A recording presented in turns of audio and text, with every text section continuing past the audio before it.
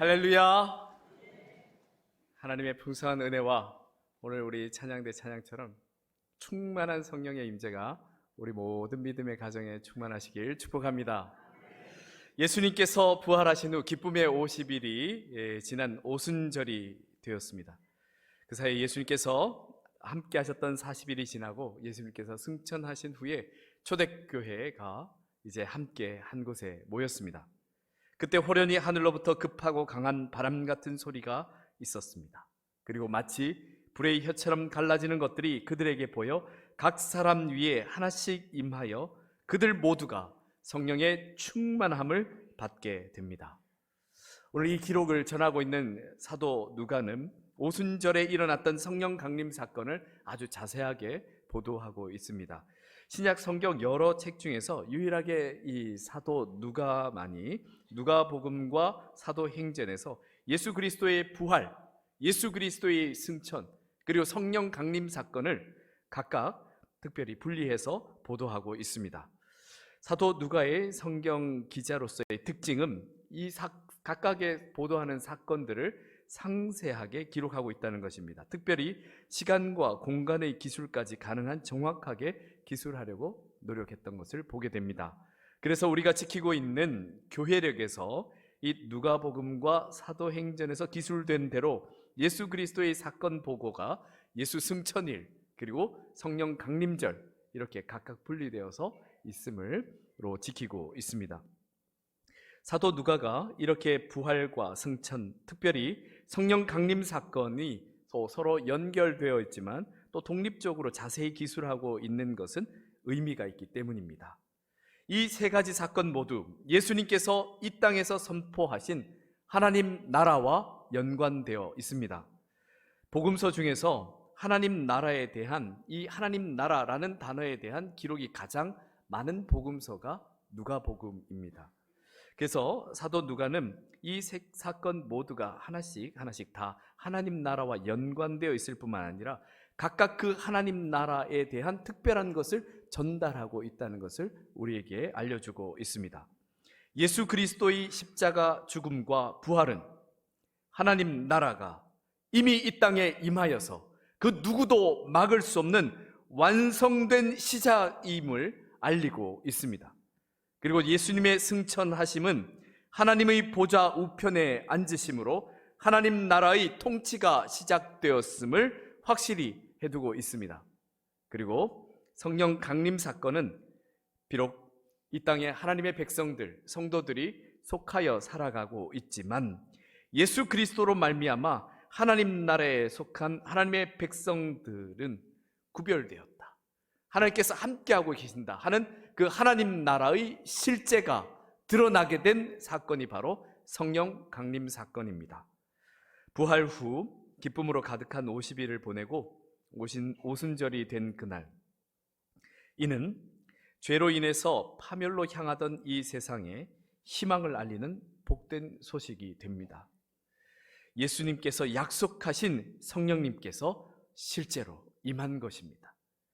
오순절날 성령 강림 사건은 이 땅에 하나님 나라가 라는 그러한 새로운 역사가 시작되었음을 확실히 알리는 사건입니다. 사도행전 2장의 성령 강림 사건을 특별히 창세기 11장의 바벨탑 사건과 많이들 비교하여서 해석합니다. 그 이유는 이 성령 강림 사건에 나타났던 특징 때문에 그렇습니다. 특히 이 언어들이 다양한 언어들로 이 성령 강림 사건 때 말하기 시작했습니다. 그러나 오순절 성령 강림 사건과 바벨탑 사건에서 각각 다른 언어로 말하기 시작한 상황은 비슷하지만 그 동기와 결과는 정확하게 서로 대조를 이루고 있습니다. 창세기 11장에서 바벨탑을 쌓아 올리기 시작한 동기는 그들이 말하기를 그 탑 꼭대기를 하늘에 닿게 하여 우리의 이름을 내고 온 지면에 흩어짐을 면하자 라고 하며 그 거대한 공사를 시작하였습니다. 다시 말해서 바벨탑 사건의 이 시작과 동기는 그들의 이름을 나타내는 것입니다. 하나님 위에 서는 것입니다. 그러나 그 공사가 진행된 도중에 하나님께서 그들의 언어를 다 나누셨습니다. 그렇게 되자 각각 다른 언어들을 말하기 시작합니다. 서로 말이 통하지 않아서 공사에 크나큰 차질이 계속해서 발생하기 시작합니다. 벽돌을 달라고 하는데 막 흙을 주는 겁니다. 줄을 잘 잡고 있으라고 얘기를 분명히 했는데 줄을 놓으라는 줄 알고 줄을 놔버립니다. 이렇게 되면서 사건 사고가 계속 끊이지 않게 되자 결국에는 하늘에까지 닿고자 했던 그 대공사는 중지되었고 그곳에 모였던 많은 이들은 모두 흩어지게 됩니다. 그런데 성령 강림 사건이 일어나게 되었던 그 배경과 동기는 예수님께서 너희는 기다리라, 내가 약속한 성령님을 기다리라 하는 그 순종에서 시작되었습니다. 약속하신 보혜사 성령님을 기다렸더니 정말 성령님께서 그들에게 임하신 겁니다. 그리고 역시 성령님이 그곳에 충만하게 임하게 되었을 때 마치 그 모습들은 바벨탑 사건과 같이 각각의 언어로 이야기하기 시작하였으나 그러나 이는 앞에 있었던 이 역사와는 전혀 다른 게 흘러가기 시작했습니다. 비록 각각 다른 언어들로 말하기 시작했지만 그곳에 있던 사람들이 각자 자기의 언어로 알아듣기 시작한 겁니다. 전혀 있을 수 없는 상황들이 벌어지게 되는데요. 오늘 본문 말씀에 사도행전 2장 7절에서 11절을 한번 보시기 바랍니다. 다 놀라 신기하여 여겨 이르되 보라, 이 말하는 사람들이 다 갈릴리 사람이 아니냐? 우리 각 사람이 난 곳 방언으로 듣게 되는 것이 어찌 됨이냐? 우리는 바데인과 메데인과 엘람인과 또 메소포타미아, 유대와 갑바도기아, 본도와 아시아, 부르기아와 밤빌리아, 애굽과 및 구레네에 가까운 리비아 여러 지방에 사는 사람들과 로마로부터 온 나그네 곧 유대인과 유대교에 들어온 사람들과 그레데인과 아라비아인들이라 우리가 다 우리의 각 언어로 하나님의 큰 일을 말함을 듣는도다 라고 이렇게 고백하고 있습니다. 거기에 모인 이들이 각자 방언으로 이야기하기 시작하였지만 들리기에 각자 각 지방의 언어로 들리기 시작한 것입니다. 왜냐하면 성령께서 임하심은 서로를 소통하게 합니다. 그래서 그들이 놀라서 그렇게 이야기한 겁니다. 거기에 모인 사람이 다 갈릴리 사람들인데 어떻게 우리 지방의 언어를 할 수 있지? 우리 지방의 언어로 말하고 우리는 또 그것을 어떻게 듣고 이해할 수가 있지? 놀라운 일이 일어난 것입니다. 사랑하는 성도 여러분, 오늘 우리가 함께 나누고 있는 이 오순절 성령 강림 사건은 그저 역사에 있었던 어떤 일시적인 신앙 사건이 아닙니다. 이 사건은 창세기 11장에 보도되었던 바벨탑 사건으로 인해 인류가 흩어질 수밖에 없었던 그 죄의 역사를 바로잡고 하나님께서 통치하시는 역사를 회복되는 그러한 기념비적인 사건입니다. 즉 탐욕과 교만에서 시작되었던 죄의 역사가 끝이 나고 하나님의 통치가 온전히 이 땅에 시작되었음을 확실히 알리는 사건인 것입니다. 오순절 성령 강림 사건 때 성령의 충만함을 받은 이들이 각각 다른 언어들로 말하였지만 서로가 알아들을 수 있었습니다.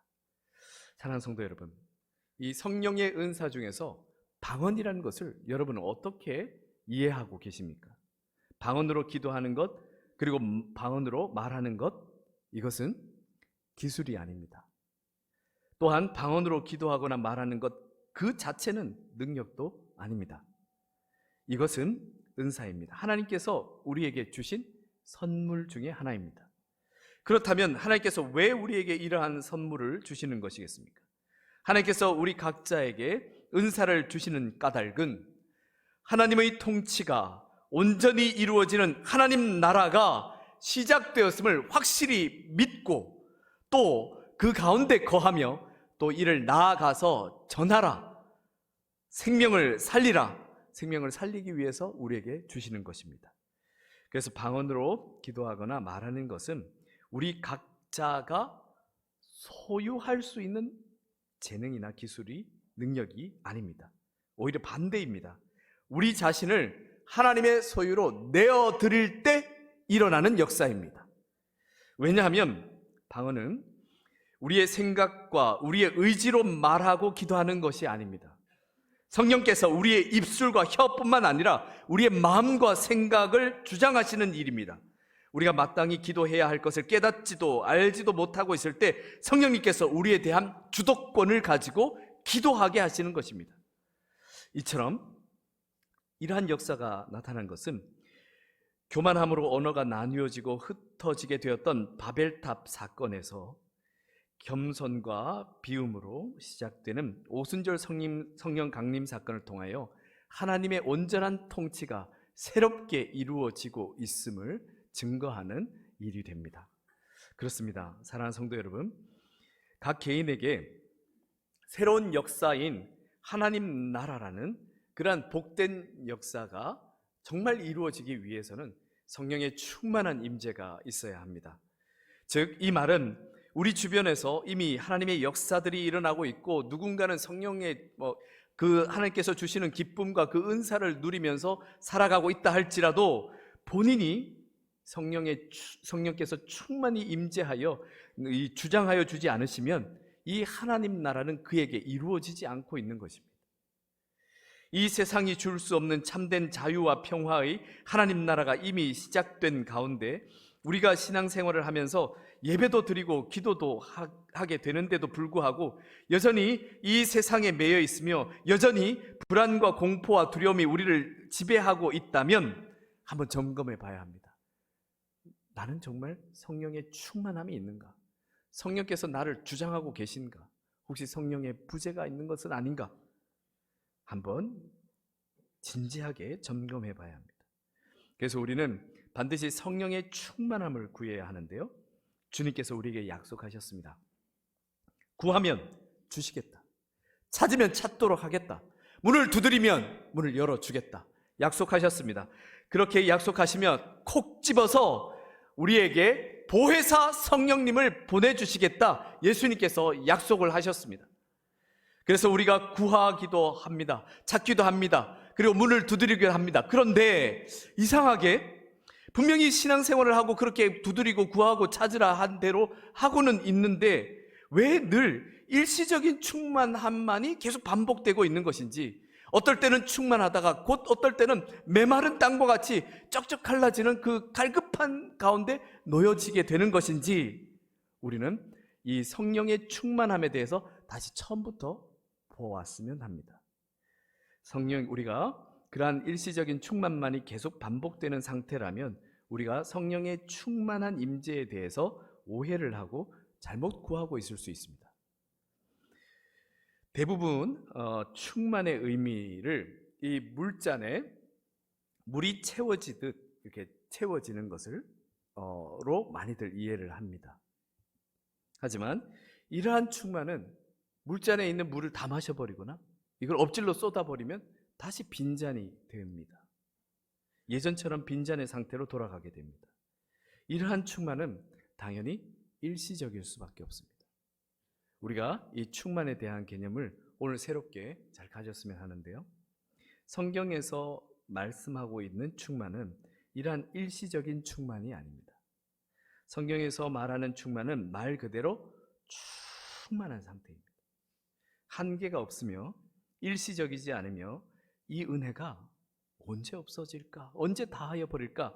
불안해하지 않아도 되는 진정한 충만입니다. 어떻게 이런 일이 일어날까요? 이러한 충만에 대해 성경상에서 가장 잘 표현하고 있는 말씀이 있습니다. 바로 시편 1편 3절 말씀인데요, 우리 같이 한번 읽어보겠습니다. 그는 시냇가에 심은 나무가 철을 따라 열매를 맺으며 그 잎사귀가 마르지 아니함 같으니 그가 하는 모든 일이 다 형통하리로다. 아멘. 그렇습니다. 성경에서 말하고 있는, 이야기하고 있는 충만은 우리의 존재는 그대로 있는데 여기에 뭔가 채워지는 그러한 상태를 의미하는 것이 아닙니다. 성경에서 말씀하고 있는 충만은 우리 존재가 아예 우리가 살아가던 척박한 땅에서 완전히 뿌리까지 다 뽑혀서 새로운 땅에 심겨서 마르지 않는 생명수가 흐르는 시냇가에 새롭게 심기는 것입니다. 그렇게 되면 그 땅 자체로부터 언제나 끊임없이 생명수를 공급받기 때문에 항상 그 나무에는 생명력이 충만한 상태가 됩니다. 사랑하는 성도 여러분, 하나님의 백성들이 이 세상을 살아가는 동안 제가 개인적으로 바라기는 시련도 없고 고난도 없고 항상 복된 일들, 기쁜 일들만 많았으면 합니다. 이렇게 축복하며 기도하지만 이 세상 자체가 그렇지 못해서 성도들에게도 고난과 시련이 다가오게 될 수도 있습니다. 그래서 그런 모습을 볼 때 이거 하나님을 믿는 사람이나 하나님을 믿지 않는 사람이나 별반 차이가 없는 것 아니냐, 세상 사람들이 보기에도 그렇게 보일 수도 있습니다. 하지만 사랑하는 성도 여러분, 다릅니다. 아주 다릅니다. 조금만 더 자세히 들여다보면 다름을 곧 깨달을 수 있습니다. 시편 1편 3절의 말씀 가운데서도 시냇가에 심기운 나무에게도 계절의 변화는 찾아옵니다. 찌는 듯한 더위 속에 불어오는 뜨거운 바람이 나무를 힘들게 할 수도 있고, 또 혹독한 겨울을 맞으며 그 나무가 혹독한 겨울을 견뎌내야 할 수도 있겠지만, 하지만 시냇가에 심기운 나무에게는 그 누구도 빼앗아갈 수 없는 생명력이 있습니다. 그래서 이 세상의 척박한 땅에 그대로 심겨있는 나무들과는 차원이 다를 수밖에 없습니다. 끊임없이 하나님으로부터 공급되는 생명수로 그는 충만할 수 있습니다. 그래서 세상 속에서 시절을 보내지만 그에게 있는 충만한 생명력이 언제나 새 잎을 내고 열매를 맺게 하는 것입니다. 이는 오직 생명수 시냇가에 심기운 나무에게만 있을 수 있는 것입니다. 사랑하는 성도 여러분, 이러한 충만함을 누리시기를 축복합니다. 그렇다면 이러한 성령의 충만함을 우리가 어떻게 하면 제대로 누릴 수 있겠습니까? 먼저 첫째는 자기 중심적인 세계에서 뿌리까지 뽑혀야 합니다. 자기 중심적인 이 세계 속에 여전히 뿌리를 내리고 있는 한에는 일시적인 충만함을 얻을 수밖에 없습니다. 영원한 충만함을 누리지 못합니다. 이렇게 여전히 자기 중심적인 세계에 뿌리를 두고 신앙생활을 하게 되는 경우를 보면 어떨 때는 은혜가 풍성한 사람인 것 같다가도 또 어떨 때는 이 세상 사람들과 다를 바 없이 아주 메마른 사람이 곧 됩니다. 왜냐하면 그의 쓰디쓴 뿌리가 여전히 세상 깊이 박혀있기 때문에 그렇습니다. 사랑하는 성도 여러분, 자기 중심적인 세계가 철저히 무너질 때 하나님 나라가 시작됩니다. 그래서 예수님께서 우리에게 당부하셨습니다. 이렇게 구하라 하셨습니다. 같이 이 말씀도 함께 읽겠습니다. 그런즉 너희는 먼저 그의 나라와 그의 의를 구하라. 그리하면 이 모든 것을 너희에게 더하시리라. 아멘. 성령의 충만함은 그동안 우리가 세상에서 세상적인 가치 기준으로 구하고 찾던 그 모든 것보다 가장 먼저 하나님 나라와 그 의를 구하게 되는 것입니다. 사랑하는 성도 여러분, 나보다 나를 더 사랑하시는 하나님을 믿고 세상 속에서 그 삶의 방식에 얽매여 있던 것에서 벗어나 성령의 충만함 속에 여러분을 맡기시기를 축복합니다. 그렇다면 이렇게 성령의 충만함을 온전히 누리기 위해서 우리가 이 척박한 세상에서 뿌리가 완전히 뽑히기만 하면 되겠습니까? 아닙니다. 새로운 땅에 또 잘 뿌리를 깊이 내려야 합니다. 영원한 생수가 공급되는 생명수 시냇가에 뿌리를 잘 내려야 합니다. 우리가 성령의 충만함을 누리기 위해서 참된 생명과 진리 되시는 예수 그리스도에게 그 뿌리를 깊이 내리시기를 바랍니다. 골로새서 2장 6절에서 7절, 9절에서 10절 말씀에서 이렇게 말씀합니다. 그러므로 너희가 그리스도 예수를 주로 받았으니 그 안에서 행하되 그 안에 뿌리를 박으며 세움을 받아 교훈을 받은 대로 믿음에 굳게 서서 감사함을 넘치게 하라. 그 안에는 신성의 모든 충만이 육체로 거하시고 너희도 그 안에서 충만하여졌으니 그는 모든 통치자와 권세의 머리시라. 아멘. 진정한 생명의 근원 되시는 예수 그리스도에게 뿌리를 내리고 있는 이들에게 나타나는 특징이 있습니다. 바로 변화와 성장이 일어난다는 것입니다. 길이요 진리요 생명이신 예수님을 믿고 그에게 예수 그리스도에게 뿌리가 박혀서 진리의 말씀에 대해 눈이 열리면 전인적으로 변화와 성장이 일어날 수밖에 없습니다. 가치관의 변화, 관계의 변화가 일어납니다. 예전에 좋았던 것이 이제는 가치가 없어지고 오직 예수 그리스도로 충만하게 됩니다. 모든 관계의 중심이 예전에는 내가 있었는데 이제는 모든 관계의 중심에 예수 그리스도가 계십니다.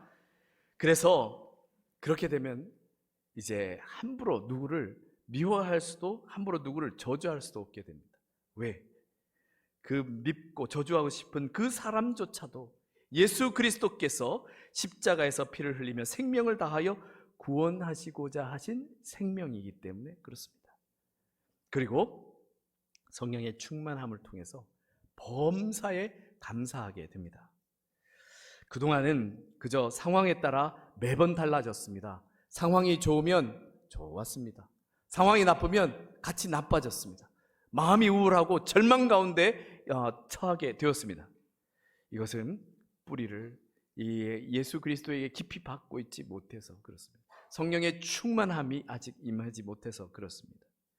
예수 그리스도에게 뿌리를 내린 후부터는 주어진 상황은 계속해서 시절이 변하듯 우리가 맞이하게 되겠지만 그저 상황은 상황일 뿐입니다. 우리에게 주어진 그 기쁨을 그 누구도 빼앗아갈 수 없습니다. 사도 바울은 그의 순교를 앞두고도 자신뿐만 아니라 자신을 위해 기도하던 형제 자매들에게도 함께 기뻐할 것을 이렇게 권면합니다.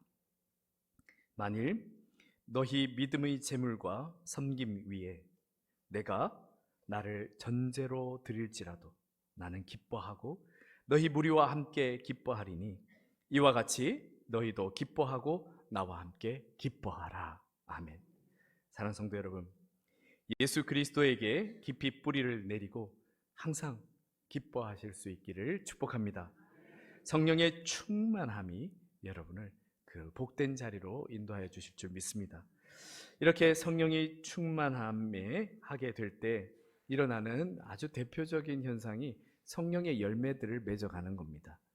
성령님의 그 지배를 받는 성도들에게는 그의 삶 속에서 영적 생명의 특징들이 나타나게 됩니다. 성령의 9가지 열매인데요, 갈라디아서 5장 22절, 23절 말씀에 있습니다. 오직 성령의 열매는 사랑과 희락과 화평과 오래 참음과 자비와 양선과 충성과 온유와 절제니 이 같은 것을 금지할 법이 없느니라. 아멘. 사랑하는 성도 여러분, 여러분은 여기에서 몇 가지 정도의 열매를 맺고 계십니까?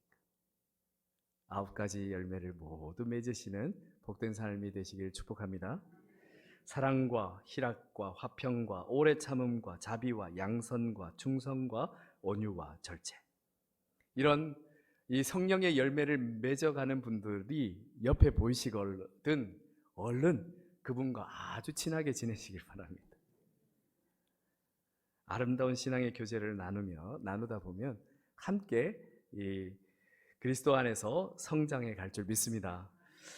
그리고 성령이 충만하게 되면 능력 있는 생활을 하게 되는데요, 왜냐하면 우리의 힘이 아닌 하나님의 능력으로 그 주어진 일을 감당하기 때문입니다. 이전에는 내가 가지고 있었던 그 얄팍한 지식과 얼마 안 되는 힘과 능력으로 행했던 것을 이제는 전능하신 하나님의 능력을 힘입어 감당하게 되는 것입니다.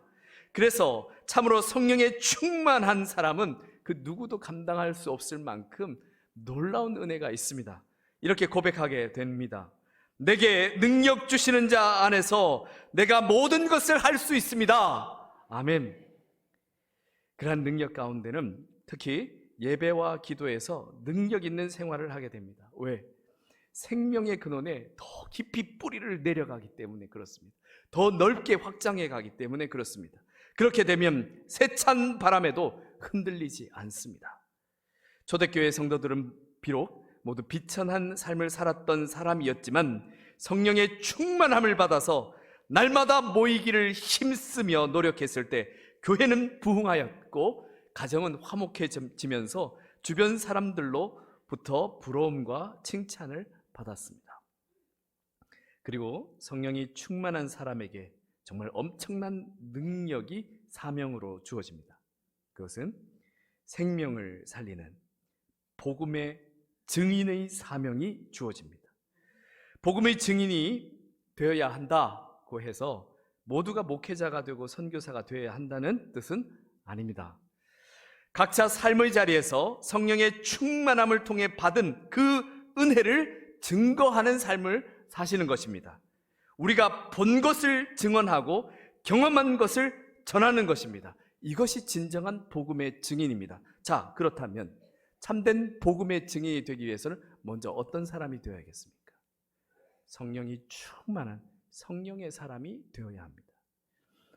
어찌 보지 못한 것을 전할 수 있겠습니까? 내가 경험하지 않은 그 은혜를 어떻게 확신하고 전할 수 있겠습니까?